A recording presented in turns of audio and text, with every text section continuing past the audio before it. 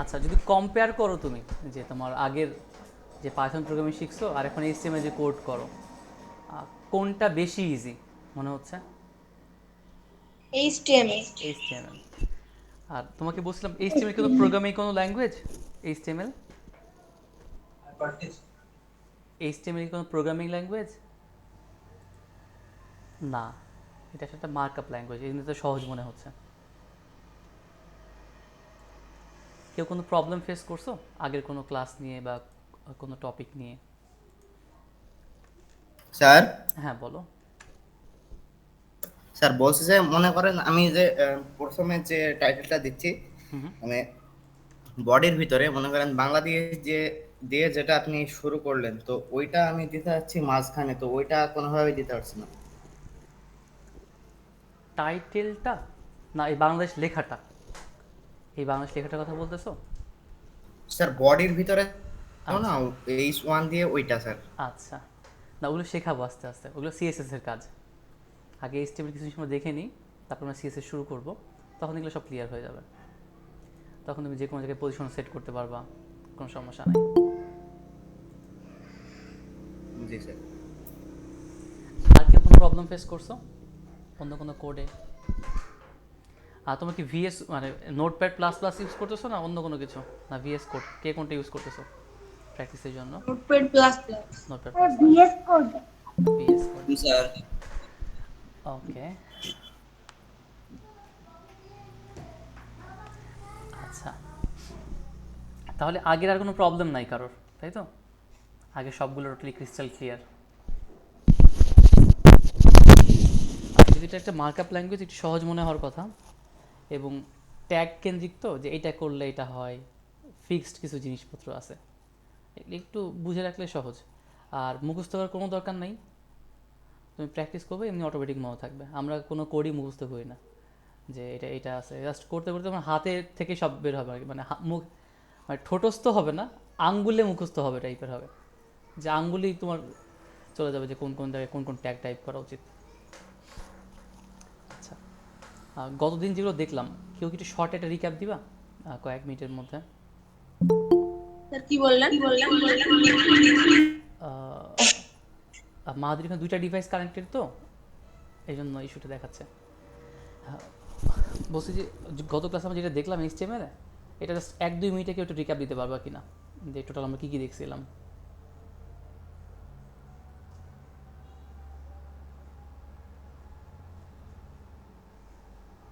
কেউ পারবা?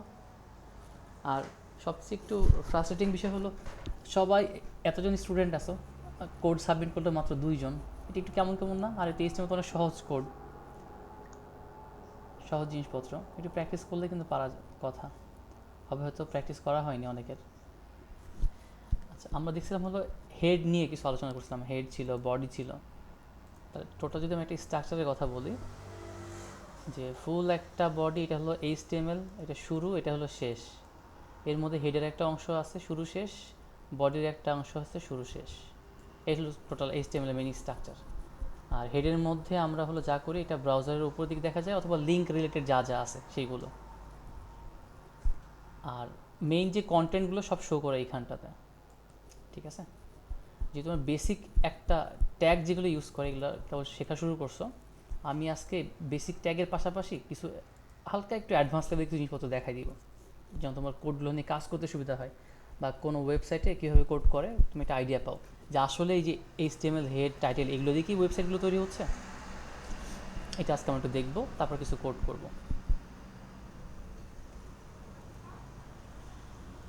কারো কোনো মনে মধ্যে কোনো প্রশ্ন আছে এগুলো নিয়ে? ফার্স্টে আমি ফেসবুকের পেজটা ওপেন করলাম, এই দেখো ফেসবুকের ইউআরএল দেখা যায়। মানে কেউ যদি এরকম একটা পেজ তৈরি করে, এইচটিএমএল সিএসএস দিয়ে কিন্তু তৈরি করতে পারবে, কোনো সমস্যা নেই। এইচটিএমএল সিএসএস যদি প্রয়োজন হয় জাভাস্ক্রিপ্ট ইউজ করলো, তৈরি করতে পারবে। বাট অনেক সময় খেয়াল করো যে আমাদের কাছে অনেক টাইপের লিঙ্ক চলে আসে, দেখছো হবে হয়তো তোমরা, যে বিভিন্ন রকম অফার দেওয়া থাকে, আমরা অনেকেই এই ট্র্যাপে পড়ে যাই। তো ফার্স্ট অ্যাটেম্প থাকে হলো ফিশিং একটা অ্যাটাক থাকে, যেহেতু আমি সাইবার সিকিউরিটির পার্সন, তো ওই দিক নিয়ে আমার একটু স্টাডি আছে। তো ফিশিং অ্যাটাকটা এই ধরনের হয় যে একদম সেম টাইপ একটা ওয়েবসাইট মতো বানানো হবে, যে দেখে মনে হবে এটা ফেসবুক এর পেজ, বাট ইউআরএলটা থাকে ডিফারেন্ট। এটা তুমি যখন এখানে আইডি পাসওয়ার্ড দিয়ে লগ ইন করবা, যদি ডিফারেন্ট সাইটের যদি হয়, তাহলে এই আইডি পাসওয়ার্ডটা ফেসবুকের কাছে না যেয়ে ওই ব্যক্তির কাছে চলে যাবে, আর সহজে তোমার অ্যাকাউন্টটা হ্যাক হয়ে গেল। এখন ডিফারেন্ট অ্যাপ্রোচ আছে, ফিশিং আছে, বিভিন্ন রকম ম্যালওয়্যার দিয়ে করা যায়, আবার কি লগর আছে, এরকম অনেক টাইপের ইস্যু আছে। আবার যারা একটু স্মার্ট তাদেরকে ধরার জন্য সোশ্যাল ইঞ্জিনিয়ারিং ইউজ করা হয়। মানে যে যে লেভেলে এক্সপার্ট হোক না কেন, তাদেরকে সবাইকে মানে সিস্টেমেটিক ওয়েতে আটকানোর জন্য অনেক ওয়ে আছে। এখন আমাদের মেইন যে টপিকটা, যে এই যে ওয়েবসাইটটা, এটা তো এইচটিএমএল সিএসএস থ্রুতে তৈরি, যদি আমরা একটু দেখতে চাই, রাইট ক্লিক করলাম, রাইট ক্লিক করবো, ব্রাউজারে যাওয়ার পরে রাইট ক্লিক করলে দুইটা অপশন আছে, এটা আমাদের খুবই কাজে লাগবে। একটা হলো ভিউ পেজ সোর্স, একটা হলো ইন্সপেক্ট। আর যদি কারোর মনে হয় যে মনে রাখতে সমস্যা হবে, খাতিরে নোট ডাউন করতে পারো বিষয়গুলো। ভিউ পেজ সোর্স আর একটা হলো ইন্সপেক্ট। রাইট ক্লিক করার পরে আমি আরেকটা ওয়েবসাইটের কাছে আগে যাই। ধরো এটা ইসলামিক একটা ওয়েবসাইট, মাসিক আল কাউসার। যদি আমি এই ওয়েবসাইটের কোডটা দেখতে চাই, যে যারা এই সুন্দর করে ওয়েবসাইটটা বানালো, যে প্রথমে একটা হেডার একটা অংশ আছে, এখানে অনেকগুলো মেনু দেওয়া আছে, এখানে একটা সেকশন একটা অ্যাড করা, তারপর দেখো এই দেখো একটা কলাম মতো, একটা কলামে একটা কলামে একটা কলাম, চারটা কলাম সেপারেট করা। আর সবার কাছে কি স্ক্রিন আটকে যাচ্ছে? স্যার ভয়েস আটকাই যাচ্ছে আপনার, আমার কাছে। না স্যার। তাহলে তাসিনের ওইখানে মনে হয় ইস্যু, মানে এক দুজন ক্লিয়ার শোনা মানে তার মানে আমার এখান থেকে ভয়েসটা ঠিকই যাচ্ছে। তারপরেও আমি যদি একটা স্পিড একটু টেস্ট দিই, একটা মিনিট।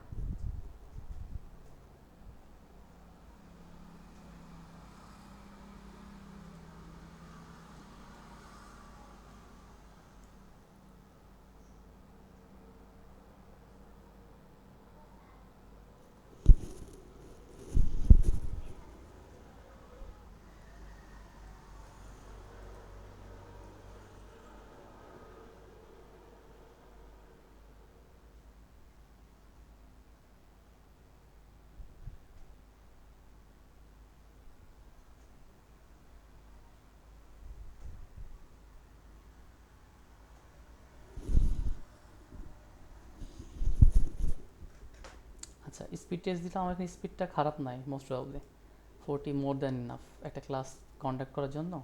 আপ ডাউন দুইটাই বেশ যথেষ্ট ভালো আছে। তোমাদের এন্ডে কারোর এন্ডে প্রবলেম থাকতে পারে, আসলে চেক করে দেখতে পারো। আর যদি অন্য কোনো ডিভাইস রাউটারে কানেক্টে থাকে, আপনি একটু বলতে পারো যে একটু স্টপ করে রাখতে ইউজেসটা, ক্লাসটা শেষ হয়ে দেন ইউজ করার জন্য।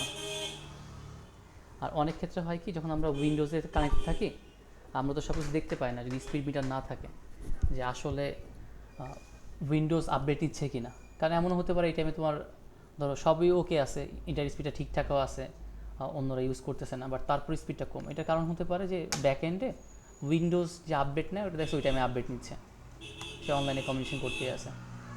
যদি তোমরা একটু চেক করে দেখতে চাও যে আসলে বিহাইন্ড দ্য সিন কোনো প্রসেস চলে কিনা, এই যে রাইট ক্লিক করার পরে দেখো টাস্ক ম্যানেজার পাবা, এটা শর্টকাট Ctrl+Shift+S।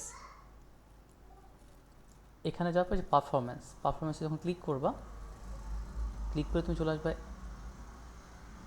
যে ইথারনেট দেখো দেখা যায়, ইথারনেট আছে, ওয়াইফাই আছে, যে যে ইউতে কানেক্টেড আসো, এই যে এইখানে স্পিডটা শো করবে,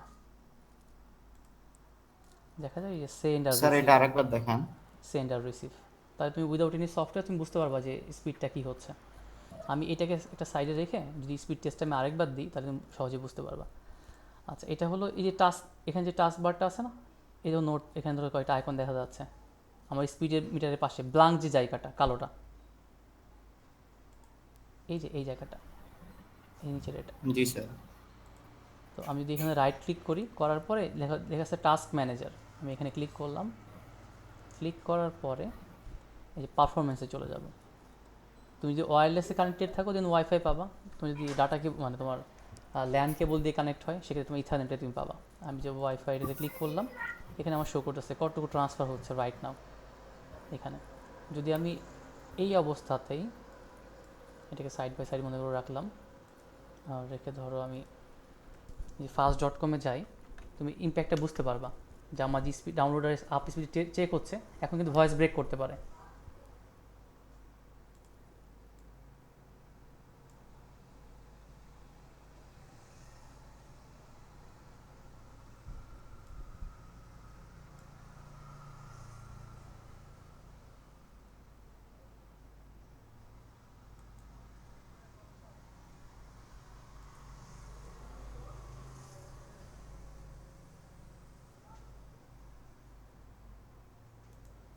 seventy nine Mbps, more than enough.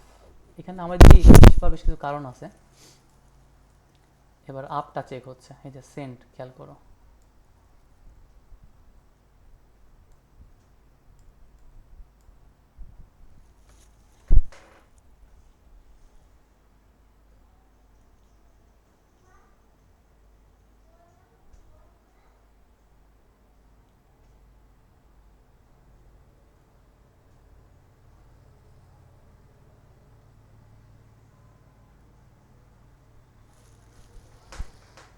আচ্ছা, স্পিড শেষ হলো যে আমার আপ এখন আছে হলো 79 এমবিপিএস, আর ডাউন আছে হলো 79, আর আপ তো 39। এই আপ যদি তোমার হলো 5 থাকে, 5ই যথেষ্ট অনলাইনে ক্লাস নেওয়ার জন্য, 5 বা 10 হাইস্ট, মানে স্মুথলি ক্লাস নেওয়া যায়। যেহেতু আমি অনলাইনে ক্লাস নেই, এই জন্য আমার আইএসপি যারা আছে, ইন্ডিয়ান সার্ভিস প্রোভাইডার, ওরা আমার ব্যান্ডউইথ একটু বেশি দিয়ে রাখছে, আদারওয়াইজ যদি আমার প্রবলেম করে। স্যার আপনার কত এমবিপিএস ওয়াইফাই?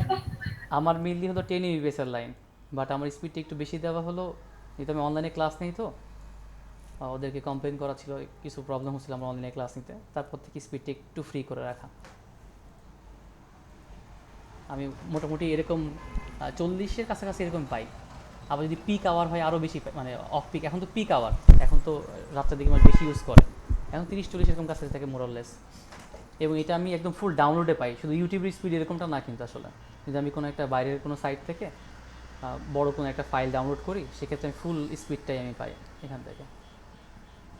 আর আমি যে সাইডে আছি, হোপফুলি এইদিকে মনে হয় ইন্টারনেট ইউজারের সংখ্যা একটু কম হবে হয়তো, সেখানে দেখা যাচ্ছে স্পিডটা আমি একটু বেশি পাই, এটা একটা রিজন। আর আরেকটা হলো তোমার আইএসপিতে যেহেতু একটু প্রেফার করছে আমাকে, দ্যাটস ওয়াই ওইখানে একটু স্পিড একটু কনসিডার করা আছে আমার জন্য। এই হলো বিষয়। তাহলে স্পিড চেক করতে হয়, মানে কোনো কিছু নেট ইউজ করতেছে কি না তুমি ওইটা থেকে টাচ ম্যাচ থেকে চেক করতে পারবা। এবার আমরা আমাদের এর মধ্যে ব্যাক করি। তো এই ওয়েবসাইটটার কোডটাকে আমরা দেখতে চাই, রাইট ক্লিক করব, রাইট ক্লিক করার পর দেখো লেখা আছে ভিউ পেজ সোর্স। যদি আমরা এখানে ক্লিক করি, তখন দেখবো এই দেখো কোড টোড দেখাচ্ছে, দেখছো? এই বাম পাশের অংশ থেকে কি একটা আইডিয়া পাও? অনেক না, অনেক লাইনের কোড করা। আমি যদি একবার স্ক্রল ডাউন করে চলে যাই, এখানে হলো 1122, এই সরি 1128, এই দেখো এখানে 1128 লেখা আছে, 1128 লাইনের পর্যন্ত কোড করা। এই কোড করার কারণে তুমি যে পেজটা দেখতেছো বিহাইন্ড দ্য সিন এরকমভাবে কোড করে সাজানো আছে, দ্যাটস ওয়াই তুমি এরকম সুন্দর একটা ওয়েবসাইট দেখতে পাচ্ছ। এখানে ক্লিক করার স্যার অপশন আমি আছে। যদি কপি করি আমার ওই জায়গায় ছাড়ি তাহলে হয়ে যাবে? হ্যাঁ, সেখানে কিছু ইস্যু থাকবে, তুমি 100% পুরোটা পাবো না, কারণ এখানে সিএসএস এর কিছু ইস্যু আছে, এক্সট্রা ফাইল বা কিছু লাইব্রেরি ইউজ করার ইস্যু আছে, মতগুলো সব সেট আপ করতে হবে, আদারওয়াইজ তো হবে না। বাট এটা মেইন এইচটিএমএল স্ট্রাকচারটা এরকম তুমি পাবা মোরাললেস। ঠিক আছে, এবার যদি আমি এখানে চলে আসি, আসার পরে আমরা আমাদের স্ট্রাকচারে কি দেখলাম, কি থাকে, এইচটিএমএল শুরু থাকে, এইচটিএমএল শেষ, তাই না? হেড শুরু, হেড শেষ, বডি শুরু, বডি শেষ। এখন আসো, এই দেখো লেখা আছে এইচটিএমএল একদম স্টার্টিং, যেটা এটা হলো কমেন্ট, এটাকে কমেন্ট বলা হয়। কমেন্টের কথা মনে আছে না আমাদের? হ্যাশ দিয়ে আমরা কমেন্ট করতাম পাইথনে, আর এখানে কমেন্ট করার অ্যাপ্রোচটা হলো যেটা 15 নম্বর লাইনে যেটা মেনশন করা, আর এটা শিখলাম আমরা। দেখো ফার্স্ট তাহলে যে কোড লাইনটা আছে, এইচটিএমএল শুরু আছে, এক্সট্রা মাঝখানে যেগুলো আছে এগুলোকে আমরা আপাতত ইগনোর করি, এটুকু বাদ চিন্তা করি। জাস্ট এইচটিএমএল শুরু আছে, তাহলে এইচটিএমএল শেষ হতে হবে একদম লাস্টে যে ট্যাগটা, একটু জুম করি, এই দেখো লাস্টে যে ট্যাগটা আছে এইচটিএমএল শেষ, তার কথাটা মিললো। এবার এইচটিএমএল শুরু হওয়ার পরে কোন ট্যাগটা শুরু হওয়ার কথা ছিল? হেড না? এই দেখো হেড শুরু হয়েছে। হেড শুরু হওয়ার কিছু দূর পরে যে হেডটা শেষ হবে, এই দেখো হেড শেষ। আর হেড শেষ হওয়ার পরে শুরু হয় কে? হেডটা শেষ হলে তারপর শুরু হয় বডি, শুরু হয়, এই দেখো বডি শুরু হয়েছে, আর একদম লাস্টে দেখো বডি শেষ। তাহলে বুঝতে পারলাম যে অ্যাকচুয়ালি যারা ডেভেলপ করে তারা যে ওয়েতে করে, আমরা কিন্তু সেই সেম স্ট্রাকচার আস্তে ফলো করা শুরু করছি। আমরা জাস্ট একদম beginner, they are the expert one. এখন আসো, আমরা কি কি দেখছিলাম? টাইটেল দেখছিলাম না? এই যে টাইটেলে যা লিখতাম ওইটা একদম হেডিংয়ে শো করতো। আমি যদি পেজটা তোমাকে দেখাই একবার, এই দেখো হেডিংয়ে শো করে HTML CSS। কারণটা কি? কারণটা হলো দেখো আমাদের টাইটেলে যে HTML CSS লেখা আছে, তাই না? এখন তাদেরটা আসলে এভাবে কাজ করে কিনা দেখো, লেখা আছে মাসিক আল কাউসার, এবং সাথে আরও আছে শাওয়াল 1445, এপ্রিল 2024, এটা লেখা আছে। তার মানে তাদের যে HTML এর হেডের মধ্যে যে টাইটেল আছে ওর মধ্যে লেখাটা থাকা উচিত। লজিক্যালি মিলল? হুম, বুঝতে পারছি এগুলো? আবার আমরা ইউজ করলাম হেডার ইউজ করলাম না, সরি, হেডিং যে ট্যাগগুলো আছে H1 বা H2 এগুলো ইউজ করছি, পি ট্যাগ ইউজ করছি, বিআর ট্যাগ ইউজ করছি। একটু চেক করে দেখেছি বিআর ট্যাগ তারা ইউজ করছে কি না, দেখে আসি। কপি করলাম। তো এখানে তো অনেক কিছু, তুমি ফাইন্ড আউট করবা কীভাবে? তো উইন্ডোজ বা যে কোনো ব্রাউজার বা যেখানে যাও না কেন, শর্টকাট হলো ফাইন্ড করার Ctrl+F। Ctrl+F প্রেস করে একটু লিখে রেখো বোঝার সুবিধার জন্য, মনে থাকবে তাহলে। Ctrl+F প্রেস করলাম, এই যে একটা বক্স চলে আসছে। আমি জাস্ট এখানে এটা একটা পেস্ট করলাম। দেখো এই ট্যাগটা সে কয় জায়গায় ইউজ করছে, সে ইউজ করছে দেখো কয়েকটা জায়গাতে। এই যে এখানে দেখো কোথাও লেখা আছে রাব্বুল আলমিনের পরিচয়, গুণের পরিচয়, তারপর দেখো দুইটা পাইপ দিছে, এরপর বিআর ট্যাগ, আবার বিআর ট্যাগ। এখন যদি আমি একটু দেখে আসি যে আসলে বিআর ট্যাগের কারণে এখানে ইন্টার হলো কিনা। আমি যদি এই লেখাটাকে কপি করি, Ctrl+C দিয়ে মেইন ওয়েবসাইটে আসলাম, Ctrl+F প্রেস করলাম সার্চের জন্য, আবার Ctrl+V প্রেস করলাম, দেখো এই যে চলে এসছে। তা তিনটা সেপারেটেড জিনিস না? তারা কি বলছিল, এখানে একটা ব্রেক দেওয়া আর এখানে একটা ব্রেক দেওয়া। যদি আমার জুম করা বলে একটু কেমন দেখা যাচ্ছে, জুম আউট করলে একটু সুন্দর দেখা যেত। দেখছো এই যে সিফাত লেখাটার আগে একটা বিয়ার দেওয়া, বিভ্রান্তি লেখার আগে একটা বিয়ার দেওয়া। তুমি কি বুঝতে পারতেছো যে রিয়েল লাইফ কোডের সাথে বা রিয়েল লাইফ ওয়েবসাইটের যেটার সাথে তুমি যেটা শেখা শুরু করছো তার কতটা মিল আছে, এটা তোমাকে দেখালাম। এখন হেডিং ট্যাগ ট্যাগ এগুলো আছে কিনা, আমি যদি এইচ লিখি, একটা ব্র্যাকেট দিয়ে জাস্ট লিখলাম H1, যদি আমি লিখি, দেখো H1 ট্যাগ যদি হেডিং ট্যাগ দুই জায়গায় ইউজ করছে, এই দেখো দুই জায়গাতে আছে হেডিং ট্যাগ, শুরু শেষ আছে, দেখছো হেডিংয়ের শুরু আছে শেষ আছে। আর বিআর এর কি শুরু শেষ ছিল, বিআর ট্যাগটার বিআর ট্যাগটা কি শুরু শেষ ছিল? আচ্ছা, কোনো আওয়াজ পাচ্ছি না, মানে বোঝা না গেলে তো বলতে হবে যে স্যার কথাটা বুঝতে পারছি না। বিআর ট্যাগ যেটা ছিল না, আমরা যে স্ল্যাশ এন এর মধ্যে যেটা ইউজ করতাম আমরা, ছিল না। ওটা ছিল না। বাট H1 দেখো আছে। আমি যদি H2 লিখে সার্চ করি, দেখো H2 অনেকগুলো, 27টা ট্যাগ আছে। এই যেখানে শো করতেছে কয়টা আছে, 27টা আমরা H2 ট্যাগ পাচ্ছি। আমরা লিঙ্ক করার জন্য কি অ্যাড করছিলাম, কেউ বলতে পারবা? লিঙ্ক করার জন্য এই যে এ ট্যাগটা ইউজ করছিলাম না? এখন দেখে আসি সে আসলে এ ট্যাগ ইউজ করছে কিনা। আমি সার্চের মধ্যে জাস্ট এখানে লিখলাম এ, দেখো 102টা এ ট্যাগ আছে। তার মানে ওয়েবসাইট হতে গেলে কি এক পেজ থেকে আরেক পেজে সুইচ করতে হবে না? এটার মানেটা হলো দেখো, এই প্রত্যেকটা কিন্তু আলাদা পেজ তৈরি করে রাখা আছে, জাস্ট লিঙ্ক করা। যে আমি যে এখান থেকে সুইচ করি, এটা তো মনে করো মেইন পেজ। এই যে সাপোজ আমি যদি এটাতে যাই, যে পবিত্র কোরআনের বর্ণনায় আলোকিত পরিবার, আমি যদি এটাতে রাইট ক্লিক করি, যদি ওপেন এ নিউ ট্যাব দিই, তার মানে সে যে পেজে চলে আসলো, এই যে এই লিঙ্কে কোড করে তৈরি করা আছে না একটা পেজ তৈরি করা, আমরা জাস্ট রেফার করলাম যে দেখো যখনই এটাতে ক্লিক করবে তুমি চলে যাবো সরাসরি এই পেজটাতে। তার মানে এই পেজটাকে তৈরি করা লাগছে ভিতরের কন্টেন্ট সহকারে। কথাটা কি বুঝতে পারলাম? জি স্যার। আচ্ছা, তাহলে শিখলাম কোনটা, view page source. Right click করলে তার মানে তুমি সব জায়গা থেকে কিন্তু ভিউ পেজ সোর্স দিলে সব কিছু পাবা না, কারণ টেকনোলজি তো অনেক আপডেটেড, তাই না? এমন কিছু টেকনোলজি আছে যেখানে তুমি এরকম ভিউ পেজ সোর্স দিলে সরাসরি সব কোড তুমি পাবা না। সে তার প্রয়োজন মতো রেন্ডার করে করে, মানে জাস্ট যখন যেটা লাগবে সেটা লোড করে সার্ভার থেকে নিয়ে চলে আসবে, এভাবে কাজ করে। মানে সব কিছু দেখাবে না, যত স্মার্ট ওয়ে আসবে তত কোডগুলো হাইড করা ট্রাই করবে সবাই। তো তার যদি একটা এক্সাম্পল থেকে ফেসবুকের পেজে চলে আসি, আমি তাহলে এখানে কিছু দেখানো উচিত ছিল। আমি রাইট ক্লিক করলাম, আমি চলে গেলাম ভিউ পেজ সোর্সে। দেখো তো এইখানে আগে যেমনটা ছিল এখানে কিছু তেমন দেখায়, একটা বিদঘুটে একটা স্টাইল চলে আসছে না, দেখো তো এখানে এইচটিএমএল লেখা আছে, এই শেষ 24 নম্বর লাইনে কিন্তু একটা লাইন বিশাল বড় বড় লাইন, কত বড় লাইন বুঝতে পারছো কি না? এই দেখো এখানে স্টার্টিং, আর এই দেখো এন্ডিং পোর্শন হলো এই জায়গাটাতে অনেক লং, মানে এক একটা লাইনই অনেক লং। তার মানে এই কোডগুলোকে তারা এইভাবে তৈরি করছে তা না, মানে কোডটা এমন এমন ওয়েতে কম্পাইল করে রাখা যেন যখন জেনারেট করা হবে মেইন ফাইলটা এরকম একটু বিদঘুটে টাইপের আসবে, সরাসরি তুমি এখান থেকে কোড অনেক কিছু পাবা না পিপিএস সোর্স থেকে। তার মানে সব ওয়েবসাইট থেকে তুমি যে পাবা এমনটা না, মেজরিটি পার্সেন্ট থেকে তুমি পাবা, বাট যারা একটু এক্সট্রাঅর্ডিনারি বা একটু ভালো লেভেলে কাজ করে বা ইয়ে করে ওদের লেভেলতে একটু কম পাবা। এটা একটা জিনিস শিখলাম ভিউ পেজ সোর্স থেকে। এখন যদি কারো প্রশ্ন আসে মনের মধ্যে যে আমি এটাকে ফোন দিয়ে অ্যাক্সেস করতে পারবো কিনা, এটা পসিবল, ফোন দিয়ে অ্যাক্সেস করা পসিবল।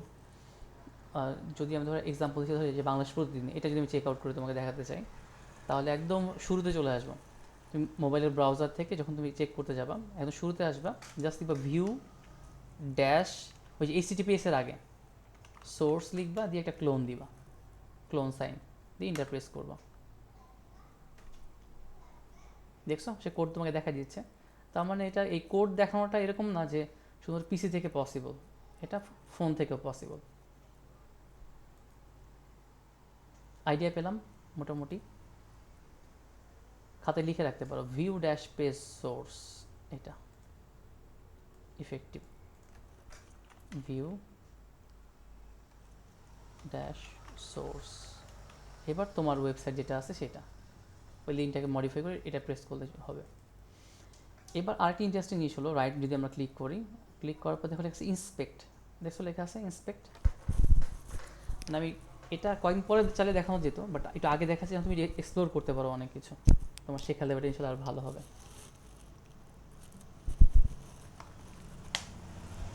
বাট আমাদের অনলাইন যত রকম কোর্সেস থাকে, কোর্সের সিলেবাসে এই ভিউ পেজ সোর্স ইন্সপেক্ট দিয়ে কাজ করা এগুলো কোনো সিলেবাসের মধ্যে সাধারণত থাকে না অনলাইন কোর্সগুলোর মধ্যে। বাট আমি যেসব জায়গায় ক্লাস নিয়ে আমি ট্রাই করি একটু আইডিয়া দিতে স্টুডেন্টদের, যেন তাদের যে কিউরিসিটিগুলো আছে এগুলো একটু নিবারণ হয়। এখন ধর ইন্সপেক্টে আমি ক্লিক করলাম, ক্লিক করার পর দেখবে একটা উইন্ডো ওপেন হয়ে যাবে, এটা আমরা বলি ডেভেলপার টুল বা ডেভ টুল। এটা খুবই ইম্পর্টেন্ট জিনিস যারা এই ডেভেলপমেন্ট নিয়ে কাজ করে তাদের জন্য, যে তোমার ইন্টারফেসটা কেমন হবে না হবে তুমি যদি রিয়েল লাইফে চেক করে দেখতে চাও। একটা হলো তুমি কোডের মধ্যে করলে, সেভ করলে, আবার এখানে এসে রান করলে, রান করে দেখলে যে হ্যাঁ এরকমটা হলো। এখন কোনো কিছু জাস্ট একটু পিক্সেল পারফেক্ট করা লাগবে। পিক্সেল পারফেক্ট মানে মনে করো একদম অ্যাকুরেটলি, এখানে দেখো এই যে ডিফারেন্সটা আছে এই দুইটার মধ্যে যে গ্যাপ, তারপর এখানে যে গ্যাপের একটা রেশিও দেখো একদম সুন্দর না, এর গ্যাপগুলো খুবই সুন্দর সুন্দর করে গ্যাপটা রাখা, এখানে যে গ্যাপগুলো রাখা, এর রাউন্ডেড কর্নার যেটা আছে এটা কত সুন্দর করে অ্যাড করে রাখা, এটা সেপারেটর দেওয়া কত সুন্দর করে। তো একদম পিক্সেল পারফেক্ট করে, মানে সহজ কথা বলতে গেলে খুব সুন্দর করে সাইটটা বানাতে গেলে তোমার এই ডেভ টুলটা ইউজ করতে হবে, আদার্স তুমি সব কিছু বুঝতে পারবো না, ট্রেস করতে পারবো না সহজে। আমি কয়েকটা এক্সাম্পল তোমাকে দেখাবো আজকে, যেমন ধরো ইন্সপেক্টের মধ্যে কী কী করা পসিবল। আমি চলে আসলাম ইন্সপেক্ট এলিমেন্টের মধ্যে। এখন এই যে এখানে খেয়াল করবা একটা অ্যারো চিহ্ন দেওয়া আছে, দেখছো ফার্স্ট অ্যারোটা একটা জিনিস, আর তারপর দেখো ডিভাইসের সাইন দেওয়া আছে। ডিভাইস সাইন দিয়ে তুমি আসলে ব্রাউজারকে ফিল কর, মানে বলতে পারবা যে তুমি কোন ধরনের ডিভাইসের স্ক্রিনে দেখতে যাচ্ছ, এটা তুমি দেখতে পাবা এখান থেকে, এই পোর্শন থেকে ডিভাইসের এটা দিয়ে। আমরা মেনলি এখন ফোকাস করবো এইটা, ওইটা পরে একদিন ফোকাস করবো। এটাতে ক্লিক করব, ক্লিক করলাম এটাতে। ক্লিক করার পরে আমি যেই পোর্শনটাতে ক্লিক করবো, সাপোজ এই যে Facebook helps you to connect and share with the people in your life, আমি এটাতে ক্লিক করলাম। ক্লিক করলে খেয়াল করো আমি ক্লিক করার সাথে সাথে সেখানে আমাকে হাইলাইট করে দেখাই দিছে যে দেখো এই যে জায়গাটা তুমি যে জায়গাটা সিলেক্ট করছো, এই জায়গাটা আমি সিলেক্ট করলাম তখন ওইটা দিয়ে, এই টুলটা দিয়ে সিলেক্ট করলাম এই জায়গাটা, আর সে আমাকে হাইলাইট করে দেখালো দেখো এই কোডটা কোথায় আছে, এটা দেখাচ্ছে যে এইটুক রেন্ডার হয়ে আসতে গেলে যে এইচটিএমএল এর কোডটা লাগবে সেই কোডটা আমাকে দেখা স্যার দিচ্ছে। এটা আরেকবার দেখাবেন একটু? আচ্ছা দেখাবো, আমি তাহলে এটা ক্লোজ করলাম, পেজে আসলাম। পেজে আসার পরে আমরা রাইট ক্লিক করব, দেন স্ক্রল ডাউন করলে যে ইন্সপেক্ট লেখা আছে ইন্সপেক্ট, এটাতে আমরা ক্লিক করব। ইন্সপেক্টে ক্লিক করার পরে এখানে দুইটা অপশন আমরা দেখতে পাচ্ছি, একটা হলো এই দেখো একটা মাউসের আইকন দেখা যায়, আর একটা দেখো ডিভাইসের আইকন দেখা যায়। এটা অন্য একদিন দেখবো আমরা, এটা যে কোনো সাইজের ডিভাইস স্ক্রিনটা দেখার জন্য। কারণ সাপোজ তুমি পিসি থেকে কোড করতেছো, এখন তোমার এটা টেস্ট করা দরকার যে একটা মোবাইল ডিভাইসের মধ্যে একজন ইউজার কেমন দেখতে পাবে আমার পেজটা, তুমি সেটাও এখান থেকে দেখতে পারবা। বা কারো ধরো অনেক লার্জ স্ক্রিন, সে কেমন দেখবে, কেউ ধরো ট্যাব থেকে দেখতেছে, সে কেমন দেখবে, এই কাজগুলো এখানে করে। আচ্ছা, এখন আমাদের ফোকাসিং পয়েন্ট হলো এই যে টিক মার্ক যেটা দেওয়া আছে, যদি এটাতে আমরা ক্লিক করি, সে আমাকে অ্যালাউ করবে যে পেজের যে কোনো আমি সিলেক্ট করতে পারবো। ধরো আমি এই জায়গাটা সিলেক্ট করলাম যে Facebook helps you connect and share with the people in your life, একবার ক্লিক করলাম। ক্লিক করার সাথে দেখো আমাকে এই যে একটা জায়গায় হাইলাইট করে দেখাচ্ছে, দেখছো? ক্লিক করার পরপরই হালকা রেড কালার দিয়ে এই যে এই জায়গাটা দেখাচ্ছে আমাকে। তাহলে যখনই সিলেক্ট করলাম এটা দিয়ে, সে আমাকে রিপ্লাই ব্যাক দিল, দেখো এই জায়গাটায় আমার এটার কোড রেন্ডার হয়ে আছে। এখন যদি আমি এখানে যে ফেসবুক হেল্প লেখা আছে, আমি এখানে ডাবল ক্লিক করলাম, দেখো এখানে কিন্তু লেখা যাচ্ছে। যদি আমি এখন ফেসবুক বাদ দিয়ে আমি ধরো লিখলাম ফিউচার কোডার্স, তো এটা লিখলাম, দিয়ে কিবোর্ডে ইন্টার প্রেস করলাম, দেখো তো কোনো ডিফারেন্স খুঁজে পাও? কিছু দেখা যায়? আমি এখানে জি চেঞ্জ স্যার। করলাম, সাথে এটা এখানে চেঞ্জ হলো। আমি যদি একটা নেগেটিভ একটা কথা বলি, অনেক সময় অনেকে ফেক স্ক্রিনশট বানানোর জন্য এইগুলো ইউজ করে। কেউ কেউ যারা একটু এক্সপার্ট টাইপের থাকে, যা আইটি একটু বোঝে মোটামুটি ভালো, ওরা ফেক করার জন্য অনেক সময় এগুলো ইউজ করে। এগুলো আসলে খুবই মানে খারাপ জিনিস। টেকনোলজি তৈরি করা হচ্ছে ভালো একটা কাজের জন্য, অনেকে এটা খারাপ কাজে ইউজ করে। তো আমরা যে ইম্প্যাক্টটা ফেললাম, এটা কি ফেসবুকের সার্ভারে যে এটা হিট হলো, আমি যে চেঞ্জটা করলাম, এটা কি ফেসবুকের সার্ভারও চেঞ্জ হয়ে যাবে? তোমার কাছে কি মনে হয়? ফায়জা, রিদওয়ান, না স্যার, মাহাদি, তাসিন, না অনন? স্যার। ওকে, না স্যার। ওকে, কারণ এটা কিন্তু ক্লায়েন্ট সাইড, একটু কথা একটা খেয়াল লিখে রাখবা, ক্লায়েন্ট সাইড একটা সার্ভার সাইড। ক্লায়েন্ট সাইড মিন করে হলো এই যে আমি ধরো আমি মনে করি একজন ক্লায়েন্ট, আমার ডিভাইস থেকে আমি কাজ করতেছি, এটা হলো ক্লায়েন্ট সাইড মিন করে, আর সার্ভার সাইড সার্ভারে যেটা আছে সেটা। তাহলে এই টোটাল ইম্প্যাক্টটা পড়ছে ক্লায়েন্ট সাইডে। তুমি বুঝতে পারবা কীভাবে? যদি তুমি পেজটাকে একবার রিলোড দাও, যদি সার্ভার সাইডে হতো তাহলে এটা এরকমই থেকে যেত, চেঞ্জ হতো না। আমি রিলোড দিলাম, খেয়াল করবো এই জায়গাটা ফিউচার কোডার্স, এটা যদি আমি আমি রিলোড দিলাম, দেখছো আগের মতো হয়ে গেল, কারণ এই লেখাটা সার্ভার থেকে আসতেছে, সার্ভার যা প্রোভাইড করছে সেটা এখানে আসতেছে। এখন তোমাকে তুমি কোন কোন কাজে লাগাতে পারবা? আমি চেঞ্জ করলাম, চেঞ্জে কোনো ইম্প্যাক্ট পড়লো না, তুমি কাজে লাগাতে হবে এই জায়গায়। ফর এক্সাম্পল, মনে করো তুমি একটা পেজ বানাইছো, বানানোর পরে ফ্রন্ট সাইজটা কেমন দিলে অ্যাডজাস্ট হবে, তুমি বারবার ওই সেভ করা, এসে লোড দেওয়া দিয়ে তুমি বুঝতে পারছো না, অনেক টাইম কনজিউমিং, মানে সময় বেশি খেয়ে ফেলতেছে। তো আমরা এটাকে অ্যাডজাস্ট করতে পারি কীভাবে? আমি আবার এটাতে ক্লিক করবো, মাউসের যে বাটনটা আছে এটা ক্লিক করলাম। ক্লিক করার পরে আমি ধরো সাপোজ এই লেখাটা আবার সিলেক্ট করলাম। সিলেক্ট করার পরে এটা হলো HTML এর কোড, আমরা সামনে CSS দেখব, জাস্ট একটু আইডিয়া দেওয়ার জন্য। নিচের দিকে দেখো CSS এর কোড দেখাচ্ছে আমাদেরকে। এটা কি লেখা? মাউস যেখানে হোভার করি, ফ্রন্ট সাইজ। ফন্ট সাইজ লেখা, লেখা 24 পিক্সেল। পিক্সেল পরে আমরা আলোচনা করব। এখানে 24-এ ক্লিক করলাম।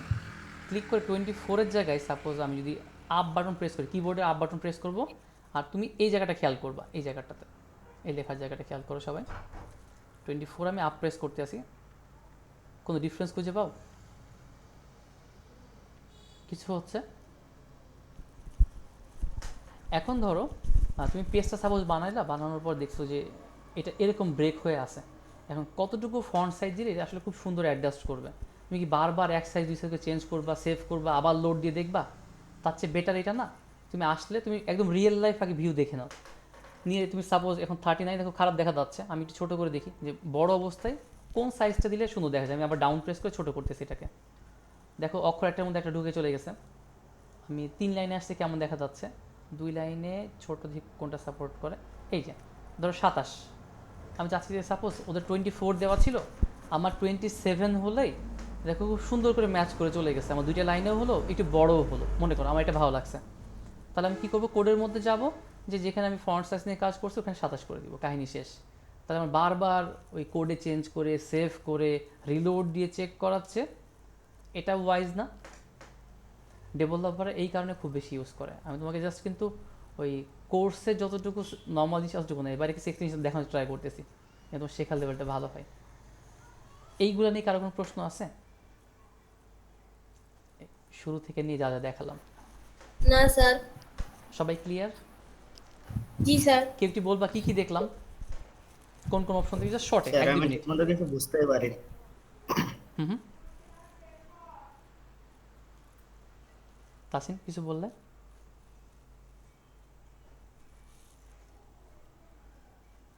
আচ্ছা, অনম একটু বলবা কি কি দেখলাম আমরা?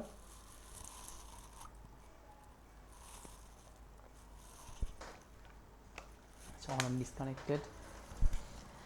আচ্ছা আমি বলি, এটা ক্রস দিলাম, ওখানে চলে গেল। রাইট ক্লিক থেকে এই যে ভিউ পেজ সোর্স আর ইন্সপেক্ট, এই দুটো নিয়ে আমরা কাজ করলাম। এখানে আমরা সব কোডগুলো দেখতে পেলাম, আর ইন্সপেক্ট থেকে আমরা পার্টিকুলার পোর্শনে কী ধরনের কোড করা আছে এর HTML CSS কোড আমরা সরাসরি দেখতে পারি। শর্টে বলতে গেলে এটা। আচ্ছা, এবার আমি এগুলো সব কেটে দিয়ে গেলাম, দরকার নেই আর। মাঝে মধ্যে বিভিন্ন রকম ওয়েবসাইট তোমরা এভাবে চেক করে দেখবা। এবার আসো আমরা আমাদের কোডটাকে নিয়ে চলে আসি, ঠিক আছে, সাইড বাই সাইড রেখে দিলাম। তোমাদের কাছে মনে হতে পারে যে এখানে সাজেশন দিচ্ছেন, আমরা ভিএস কোডে যাব, ভিএস কোডে কীভাবে মডিফাই করলে তুমি আরও মানে ফাস্টার কোড করতে পারবে সেটা আমি তোমাকে দেখাবো। বাট বিগিনার লাইফে এরকম র কোড করে করে শেখাটাই ওয়াইজ। তবে কিছুদিন যাওয়ার পরে ভিএস কোডে স্মার্ট ওয়েতে কীভাবে কোড করবে, প্রোগ্রামার ডেভেলপাররা কীভাবে কোড করে ওটার ওয়ে তোমাকে দেখাই দিব। তাহলে পি ট্যাগ এইচ ট্যাগ নিয়ে কোনো সমস্যা নাই, অ্যাঙ্কর ট্যাগ নিয়ে কোনো সমস্যা নাই। কারো কি এখানে কোনো ইস্যু আছে? আবার জিজ্ঞেস না স্যার। সমস্যা আছে? ওকে, নিতে শুরু জানি। এখন আসো আমরা একটি ইমেজ নিয়ে কাজকাম করা শুরু করি, ছবি নিয়ে। হ্যাঁ, এগুলো সব কেটে দিলাম, এগুলো দরকার নাই আমাদের। জাস্ট এটা হেডিং একটা থাকলো, H1 বাংলাদেশ, এতটুকু থাক, এই অবস্থা রাখলাম। এটা বেটার দেখা, যদি একটা ট্যাব দিয়ে রাখতাম বেটার দেখা যায়, বাট যদি আমি স্ক্রিনশট ছোটো করছি দ্যাটস ওয়াই এটাকে আমরা এই অবস্থায় রেখে দিলাম। আমরা একটা ছবিকে অ্যাড করতে চাই, তো ছবিকে অ্যাড করতে গেলে আমাদের HTML এর মধ্যে একটা ট্যাগ আছে, ইমেজ ট্যাগ, IMG লিখলাম। এটা শুরু শেষ বলতে ও একাই, আর কেউ নাই, এতটুকু। এখন আমরা যে অ্যাঙ্কর ট্যাগটা ইউজ করছিলাম মনে আছে? অ্যাঙ্কর ট্যাগের প্যাটার্নটা কী ছিল, আমি ওটা দিয়ে রাখি, তাহলে ম্যাপ করতে সুবিধা হবে। অ্যাঙ্কর ট্যাগটা ছিল এরকম, শুরু শেষ ছিল, আর এর মাঝখানে নাম ছিল সাপোজ ধরো গুগল বললাম, href দিয়ে ডাবল কোড দিয়ে আমরা হ্যাশ ইউজ করি। এই সময় তুমি অনেক ওয়েবসাইটে দেখবা যে href এ হ্যাশ লেখা থাকে, তার মানে আমি এখন লিঙ্ক দিই না, আমি জাস্ট একটা প্লেস হোল্ড করে রাখছি, ধরে রাখছি। এটা পরে যখন আমি লিঙ্ক পেয়ে যাবো আমি লিঙ্কটা এখানে দিয়ে দেবো, জাস্ট আপাতত টাইপ করলাম না, তুমি যেহেতু জানো অলরেডি। এটা আমার অ্যাঙ্কর ট্যাগ। আর ইমেজটাকে খেয়াল করে দেখো, ইমেজ ট্যাগে আমি যদি লিখি তাহলে কি ছবি চলে আসবে অটোমেটিক? তোমার সেন্স কি বলে? না। চলে আসবে না অটোমেটিক। কী করা উচিত? একটা ছবির ফাইল দেখাই দিতে হবে না, যে আমি এই ছবিটা দেখাতে চাই, এটা দেখাতে চাই, এটা একটা ফ্যাক্ট। এখন আমরা গুগল থেকে সার্চ করে ছবি আনতে পারি, কোনো সমস্যা নাই। যদি তুমি একটু হাই কোয়ালিটি ইমেজেস চাও, এটাও যেহেতু এই রিলেটেড একটু জানিয়ে রাখি, আনস্প্ল্যাশ নামে একটা ওয়েবসাইট আছে। অনেক সময় তুমি দেখবা যে গুগল থেকে যে ছবি নিয়ে এসছো অনেক ওয়াটারমার্ক থাকে, ওয়াটারমার্ক তো বুঝো, জল ছাপ দেওয়া থাকে, কেমন কেমন লাগে দেখতে। আবার অনেক সময় তুমি একটু হাই রেজলিউশন ছবি যাচ্ছ, এটা তুমি পাচ্ছ না। তো অনেকগুলো ওয়েবসাইটের মধ্যে আনস্প্ল্যাশ আমার কাছে বেশ ভালো লাগে, আনস্প্ল্যাশ লিখে রাখতে পারো তাড়াতাড়ি। এটা মেজরিটি পোর্শন লোক ফ্রি, কিছু স্যার একটু পেইড আছে। আরেকবার বলেন ওয়েবসাইটটা কি করে? এই ওয়েবসাইট থেকে আমরা ইমেজ নিয়ে আসতে পারি, আর যেখানে তোমার বেশিরভাগ তোমার হলো ওয়াটারমার্ক ফ্রি থাকবে, বেশিরভাগই ওয়াটারমার্ক ফ্রি থাকবে, ওয়াটারমার্ক থাকবে না, এবং হাই রেজুলেশনে থাকবে। যদি গুগল থেকে কোনো একটা সার্চ করি, সাপোজ আমরা চাচ্ছি যে ব্রিজ বা laptop set up, work station দিতে পারি, ওয়ার্ক স্টেশন উইথ ল্যাপটপ, ধরো এটা আমরা লিখলাম। যদি লিখি অনেক ছবি আমরা পাবো, ইমেজ যদি ক্লিক করি গুগল সার্চে, এখানে দেখবা যে সবগুলো ছবি তুমি একদম মানে কোয়ালিটিফুল পাবা না, সব ক্ষেত্রে কিছু ওয়াটারমার্ক থাকবে, ছবি সাইজ ছোটো থাকবে, অনেক ইস্যু আছে, বা তোমাকে যে ওয়েবসাইট নিয়ে যাবে তুমি ডাউনলোড করতে পারছো না, বেশি কিছু ইস্যু হবে, বা ফাইলটা যে ফর্মেটে আসলে তুমি দেখাতে পারবে ওই ফর্মেটে আসতেছে না। তো বেটার হলো তোমার এখনকার লেভেলের জন্য তুমি আনস্প্ল্যাশে চলে যাও সরাসরি, কোনো ঝামেলা নাই, জাস্ট আনস্প্ল্যাশ লিখে সার্চ করবা, সার্চ করার পরে এই ওয়েবসাইটে চলে আসো। এবার আমরা জাস্ট এখানে লিখে দিব যে কী টাইপের আমার ইমেজ লাগবে, ধরো ওইটাই আমি লিখে দিই, workstation set up with laptop, ধরো এইটাই আমরা দিলাম, এখানে দিয়ে সার্চ করলাম, দেখি আমাদেরকে কী ইমেজ দেয়।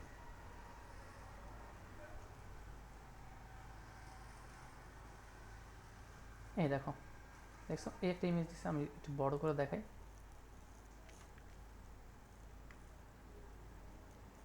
বা যদি আমরা লিখি কোডিং, এটা লিখতে পারি। কোডিং লিখে সার্চ করে সুন্দর সুন্দর পাবো আমরা। এই দেখো, যেমন এই ইমেজটা বেশ ভালো লাগতেছে। আর সবচেয়ে ইন্টারেস্টিং ফ্যাক্ট হলো সাইন আপটা পিসি করার মেজরিটি পোর্শনে তুমি জাস্ট ডাউনলোড ক্লিক করে ডাউনলোড হয়ে যাবে। এই যে ক্লিক করবা, একদম হাই রেজলিউশনের ছবিটা ডাউনলোড হয়ে যাবে। ডাউনলোড হওয়া শেষ। মানে আমাদের যদি কাজ করতে হবে, আমি এটাকে কাট করে নিয়ে আমাদের ফোল্ডারটা নিয়ে চলে যাই, এখানে পেস্ট করলাম। আর যেহেতু নামটা অনেক বড়, আমি শর্ট করার জন্য এটা ছোট একটা নাম দিয়ে রাখি, পিক ডট জেপিজি, এতটুকু পিকচারের সংক্ষেপ পিক ডট জেপিজি। দেখো ছবিটা বেশ ভালো বড়।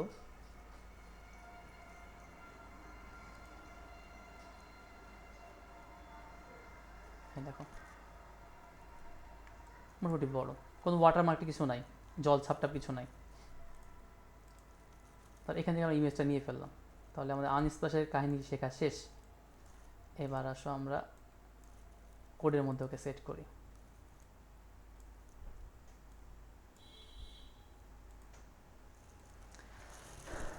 এখন কোডের মধ্যে আমরা সেট করবো, একটু জাস্ট সেপারেট করে ফেলি। এখানে ইমেজটা একটা দিতে হবে। এখন একটা জিনিস ছিল রুট ফোল্ডার, এই ওয়ার্ডটা একটু মনে রেখো। রুট ফোল্ডার বলতে বোঝায় যে এই ফাইলটা যেখানে আছে এটা ওইখানে আছে কিনা। তাহলে আমি জাস্ট ফাইলের পাথ লিখে দিলেই হয়ে যাবে, মানে ফাইলের নামটা লিখে দিলে সে পেয়ে যাবে। বাট যদি এটা কোনো ফোল্ডারে থাকতো তাহলে বলতে হতো অমুক ফোল্ডারের মধ্যে এই ইমেজটা। এটা একটু নোট রেখো কথাটা, যে যখন যদি মাল্টিপল ফোল্ডারের মধ্যে থাকে, যে এই ফোল্ডারের মধ্যে এখানে আসে, তখন ফোল্ডারের পাথ বলতে হবে যে এই ফোল্ডারের মধ্যে এই ইমেজটা আছে। সাধারণত ওয়েবসাইটে এভাবে সাজানো থাকে সব কিছু। আমরা জাস্ট সিম্পল করার জন্য আপাতত এভাবে আপলোড করি, মানে ওখানে শো করবো। পিক ডট জেপিজি আছে, আমি করবো কি, এই যে ইমেজ লিখলাম। এখন এই স্টেপে যেমন একটা লিঙ্ক প্রোভাইড করা ছিল, আর ইমেজে বলতে হলো সোর্স, যে তোমার উৎস কোথায়, ছবিটার উৎস কোথায়। সোর্সের সংখ্যা হলো এসআরসি, ওই একই স্টাইলে লিখে ডাবল কোড দিব। দিয়ে এখন আমাদের ছবিটার নাম কি ছিল,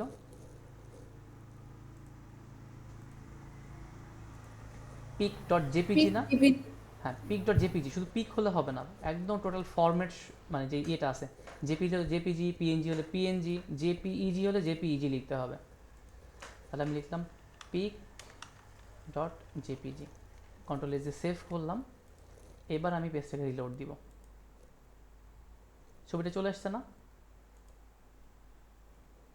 সুন্দর লাগছে ছবিটা, দেখো তো সুন্দর লাগে? অনেক বড় হয়ে আছে। অনেক বড় হয়ে আছে না? তাহলে এটাকে অ্যাডজাস্ট করতে হবে। এটাকে আমি এখন অ্যাডজাস্ট জি করব। স্যার। দেখো ছবিটা তো অনেক বড় সাইজের, হাই রেজলিউশন ইমেজ। এখন ওইভাবে যেভাবে দেখাচ্ছে সে, যে ফুল ইমেজ যত বড় সাইজ সে তত বড় জায়গা ধরে ফেলছে। দ্যাটস ওয়াই জিনিসটা এমন দেখা যাচ্ছে। মানে ইমেজটা তো অনেক বড় সাইজের, সাইজটাও তুমি যদি বুঝতে চাও, যে কোনো ইমেজের উপরে রাইট ক্লিক করবা, রাইট ক্লিক করে চলে যাবে প্রপার্টিজে। দেখো লেখা ডিটেইলস, ডিটেইলস থেকে এই দেখো লেখা আছে এখানে ডাইমেনশন। ডাইমেনশনে যা বলা আছে ওইটা হোয়াইট উইথে এক্সপ্লেন করে। হাইটের উইথ তোমরা বুঝি, মনে করো এই একটা যদি আমি রেক্ট্যাঙ্গেল ইয়ে করি, উইথ হলো এইটা, হাইট হলো এইটা। দেখছো কত বেশি না, 2500 সামথিং পিক্সেল হাইটে আর 3800 সামথিং হলো উইথে। তাহলে এটা তো অনেক বড় ছবি, কিন্তু আমার পেজে তো ছোটো অবস্থা সেট করা দরকার। তো আমি এটা কীভাবে অ্যাডজাস্ট করতে পারি? তাহলে আমাকে অবশ্যই, যেহেতু হাইট আর উইথ আছে, আমাকে হাইট আর উইথটাকে কন্ট্রোল করতে হবে। আর আমরা কীভাবে কন্ট্রোল করতে পারি? আমি এই যে ইমেজ দেওয়া আছে, আমি এর পাশে যে সোর্স শেষ করলাম, তার ইমিডিয়েট পরে খেয়াল করবা স্পেস দিয়ে আমি বললাম যে with, WIDTH, with equal to double quote, ওই একই স্টাইলে দিয়ে বললাম সাপোজ 500x500, আগে দেখি কেমন দেখা যায়। দেখলাম 500, 500 পিক্সেল সে লিঙ্ক করবে। আমি লিখলাম হাইট, HEIGHT, বানান ভুল করলে সে কিন্তু ধরতে পারে, মানে ইয়ে করতে মানে কি? পারে। উইথ হলো চওড়া, হাইট হলো লম্বা। আচ্ছা এটা ধরো আমি দিলাম, এটা দিলাম 500, দেখি কেমন দেখা যায়। 500 দিয়ে নাহলে পরে আমরা অ্যাডজাস্ট করলাম, কন্ট্রোল এসে সেভ করে রিলোড দিলাম। তো এটাও বেশ বড় দেখা যাচ্ছে, একটু কেমন কেমন লাগতেছে। আমি একটু কমায় ফেলি, যেহেতু আমরা ইসেন্সি আমরা ছোটো করছি। এটা আপাতত 300 দিয়ে উইথে, আর হাইটে ধরো আমরা দিলে হলো 200। সেভ করলাম, আবার রান করলাম, মোটামুটি চলে না? আর যেহেতু একটা লাইন আমি ইন্টারপ্রেস করতে চাচ্ছি, কী দিব এখানে? গুগল লেখাটা নিচে এটা আসবে, স্যার বিআর বিআর। সেভ করলাম, দুইটা বিআর দিই, সেভ করে রিলোড দিলাম, এই যে চলে আসলাম। তার মানে এখন তুমি ইমেজ এখানে শো করতে পারো, তোমার উপর ডিপেন্ড করবে তুমি কীভাবে এটাকে অ্যাডজাস্ট করবা ইচ অ্যান্ড এভরিথিং। এখন এর সাথে আরেকটা অ্যাডিশনাল জিনিস আছে, এটাকে অল্টারনেটিভ টেক্সট বলা হয়, বা এএলটি একটা অ্যাট্রিবিউট আছে। এটা ছিল ট্যাগ, ট্যাগের মধ্যে যে এক্সট্রা ফিচার পাচ্ছ না এটাকে বলে অ্যাট্রিবিউট। যেমন অ্যাঙ্কর ট্যাগ ছিল, এই স্টেপ হলো একটা অ্যাট্রিবিউট। আর ইমেজ ট্যাগটার মধ্যে আমরা এখানে কয়টা অ্যাট্রিবিউট ইউজ করলাম, ইমেজ ট্যাগটার মধ্যে আমরা কয়টা অ্যাট্রিবিউট ইউজ করলাম? তিনটা তিনটা। কি কি?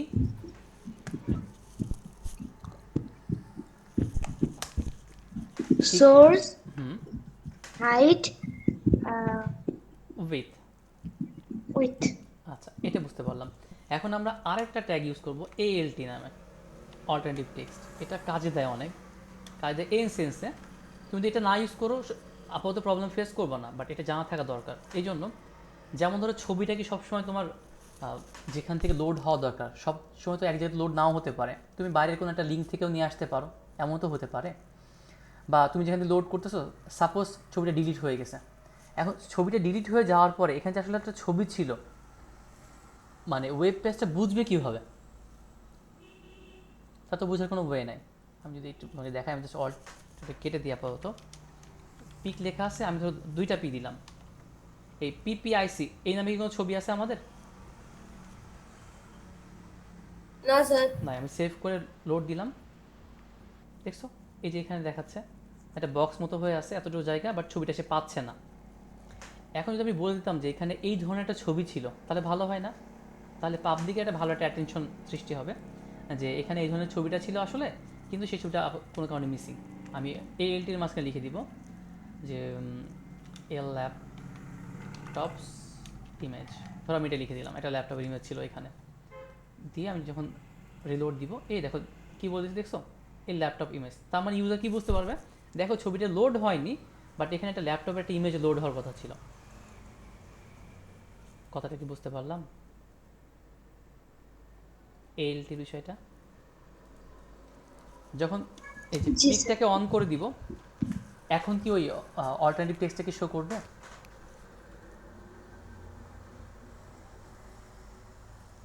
Alternative sir. টেক্সটটা কি শো করবে? শো করবে না, এই তো বুঝতে পারছো। আমি সেভ করলাম, রিলোড দিয়ে পেজটা, ইমেজ চলে আসলো, দেখো এটা শো করে না। তার মানে অল্টারনেটিভ টেক্সট কখন কাজ করবে, যখন ইমেজটার পাথটা পাবে না, ওই টাইমটাতে সেই কাজগুলো করবে।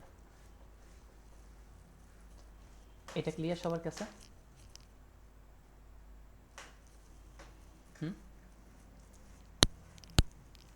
ক্লিয়ার?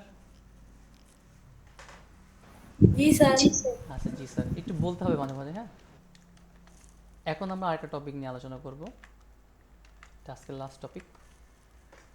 আমরা লিস্ট নিয়ে কাজ করব। লিস্টের কথা মনে আছে? পাইথনের লিস্ট ছিল। জি স্যার। আচ্ছা, পাইথনের লিস্ট আর এই লিস্টের মধ্যে কিন্তু বেশ পার্থক্য আছে, কারণ পাইথন একটা প্রোগ্রামিং ল্যাঙ্গুয়েজ, ওখানে লিস্ট থাকে এক স্টাইলে, আর এখানে লিস্ট থাকে আরেক স্টাইলে। আমি কমেন্টের কথা বলছিলাম, সাপোজ আমি এখানে একটা কমেন্ট করে রাখি যে এখন লিস্ট নিয়ে আমরা কাজ করব, তখন বুঝতে সুবিধা হবে, কমেন্টও শেখা হয়ে যাবে, কমেন্টের কোডটা কীভাবে লিখে রাখতে হয়। কমেন্ট করতে গেলে একটা অ্যাঙ্গেল ব্র্যাকেট, একে আমরা অ্যাঙ্গেল ব্র্যাকেট বলে থাকি, লেফট অ্যাঙ্গেল ব্র্যাকেট, বা এমনি ম্যাথের ক্ষেত্রে কি বলে বলো তো এটাকে, এই সাইনটাকে কি বলে, লেস দেন না গ্রেটার দেন বলে?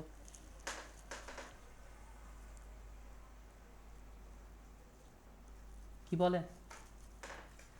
লেস দেন বলে না, এটাকে বলে গ্রেটার দেন। কেন গ্রেটার দেন বলে? এক্স গ্রেটার দেন 5 এরকম থাকে না, এক্স লেস দেন 2 এরকম থাকে না বিষয়টা, তারপর গ্রেটার দেন লেস দেন হিসেবে চিনি, বাট প্রোগ্রামার এটাকে অ্যাঙ্গেল ব্র্যাকেট চিনি, লেফট অ্যাঙ্গেল আর রাইট অ্যাঙ্গেল। আমি এটা দিলাম একটা, দেন এক্সট্রিমিটি সাইন দিলাম, দেওয়ার পরে আমি ধরে বললাম যে ড্যাশ দিব দুইটা, এরপরে আমি বলবো লিস্ট নিয়ে আসবো, লিস্ট নিয়ে আবার দুইটা ড্যাশ দিব, দিয়ে অ্যাঙ্গেল ব্র্যাকেটটা শেষ করলাম। তাহলে এটা একটা কমেন্ট, এর কোনো ইম্প্যাক্ট নাই, তুমি এর মাঝখানে যা লিখো না কেন কোনো ইম্প্যাক্ট পড়বে না।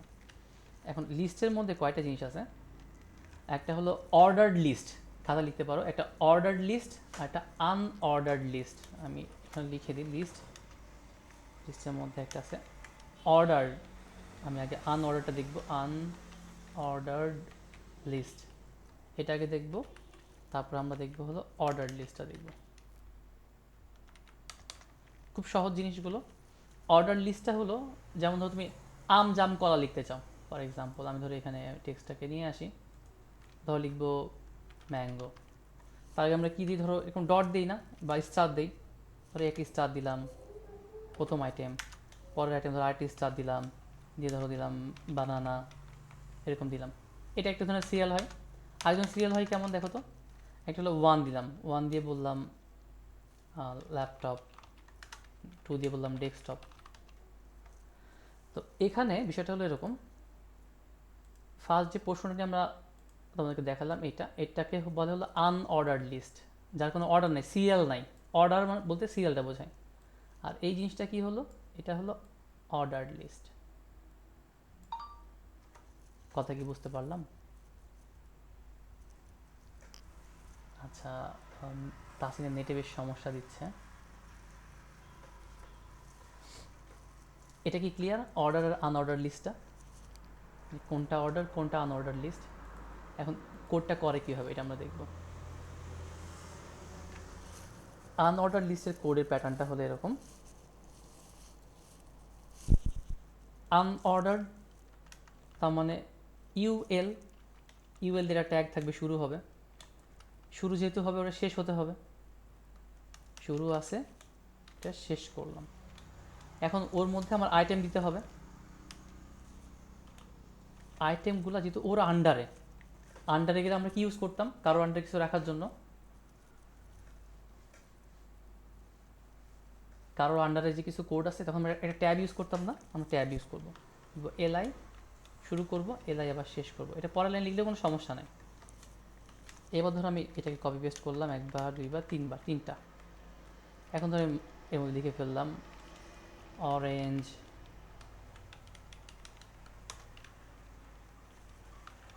ম্যাঙ্গো, বানানা, ঠিক আছে। তাহলে আমার তিনটা লেখা হয়ে গেল, আমি সেভ করলাম, সেভ করে জাস্ট এই পেজটা লোড দিলাম, দেখছো এই যে আনঅর্ডার লিস্ট তৈরি হয়ে গেছে ডট ডট ডট ডট দিয়ে। তার মানে যত আইটেম অ্যাড করবা এলআই এলআই দিয়ে অ্যাড করলে সে অটোমেটিক সবার সামনে ডট দিয়ে দিবে বাই ডিফল্ট। এটাও চেঞ্জ করা যায়, বাই ডিফল্ট যেটা আছে এটাও চেঞ্জ করা যায়, এটা নেক্সট দিন তোমাদের দেখিয়ে দিব, বাট বেসিকটা একটা ক্লিয়ার হয়ে যাক তোমাদের। স্যার ফুল মিনিং গুলো না দিলে কিছু হবে? না না, এটা আমি জাস্ট তোমার বোঝানোর জন্য যে এটা কী জিনিস ছিল, এটার কোনো দরকার নেই, জাস্ট কমেন্ট, মানে তোমার বোঝানোর জন্য কী নিয়ে কাজ করতেছি জাস্ট এটা লেখার জন্য। যদি এটা আনকমন জিনিস তো, যেমন ইমেজ তুমি দেখলেই বুঝতে পারবে এটা ইমেজ, লিঙ্ক দেখলেই বুঝতে পারবে, বাট এটা কী ছিল এখন প্রথম একটু কষ্ট হতে পারে, দ্যাটস আমি জাস্ট লিখে দিলাম যে এটা এই টাইপের কন্টেন্ট দেখাচ্ছে। আচ্ছা, তাহলে তুমি আরও একটা আইটেম যোগ করতে চাও, জাস্ট এই লিস্ট একটা এরকম অ্যাড করবা, করে একটা আইটেম লিখে ফেললে কমপ্লিট। যদি আমি একটা অর্ডার লিস্ট বানাতে চাই, দেখবে জিনিসটা আরও সহজ মনে হবে। যদি ইউএল তুমি দেখে ফেলছো, অর্ডার লিস্টে ট্যাগ কেমন হওয়া উচিত কে বলতে পারো? এল স্যার ওয়েল এই তো গ্রেট, দেখো ওইটা দেখুন আইটেম ইউএল যদি হয় আনঅর্ডার লিস্ট তাহলে ওএল হবে অর্ডার লিস্ট, আমরা তাই দিব। আমরা ওএল দিলাম, শুরু হবে ওএল, ওএলটা শেষ হবে। এবার প্রত্যেকটা আইটেম আমি ট্যাব দিব, এখানে পাশে লিখলেও কিন্তু কোড কাজ করবে, বাট এটা হলো ওয়াইজ না, পরে তুমি বুঝতে পারবে না, এরকম লিখলেও কিন্তু কাজ করবে, কোনো সমস্যা নেই। আমি এভাবে লিখে দেখাই আগে, তাহলে একটা লিস্ট, দুইটা, তিনটা, ধরো আমি এখানে তিনটা রাখলাম, ওএল দেওয়া আছে, আমি ধরো দিলাম মোবাইল, ডেস্কটপ, আর এখানে ধরো দিলাম আমি ল্যাপটপ। সেভ করলাম, সেভ করে রিলোড দিলাম, দেখছো 1 2 3 দিয়ে লিস্ট তৈরি করে ফেলছে। এখন যদি এটা মানে যেভাবে কোড লিখতে হয়, আমি যদি ট্যাব দিয়ে স্পেসিং করেও দিই, দেখবে কোডের মধ্যে কোনো মানে এই রেজাল্টে কোনো ইম্প্যাক্ট পড়বে না। আমি আবার লোড দিলাম, কোনো ইম্প্যাক্ট পড়ে, বাট আমরা সবসময় এটা ফলো করব। কারো আন্ডারে কিছু থাকলেই আমি সেখানে কি করব, হ্যাঁ একটা ট্যাব ইউজ করে ফেলবো। এটা নিয়ে কারো কোনো কথা আছে? না স্যার।